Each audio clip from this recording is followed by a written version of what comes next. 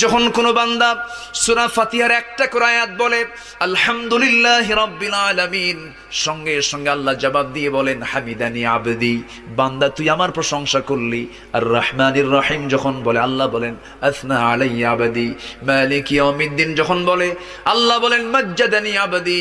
এরপরে যখন বলে ইয়াকা না'বুদু ওয়া ইয়াকা নাস্তাঈন পর্যন্ত যখন বলে আল্লাহ বলেন বান্দারে তুই আমার কাছে কি চাস, প্রাণ খুলে চা রে বান্দা।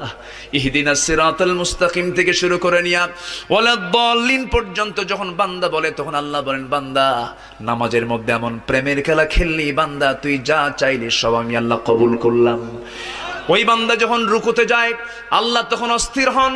ওই বান্দা যখন সিজদায় যাওয়ার জন্য প্রস্তুতি নাই, সমস্ত ফেরেশতাকে ডাক দিয়ে বলেন ও ফেরেশতারা, এই বান্দাগুলো আমাকে দেখলো না, রাসূলকে দেখলো না, কোরআনকে দেখে হাদিসকে বিশ্বাস করে আমাকে খুশি করার জন্য তার সবচেয়ে সম্মানজনক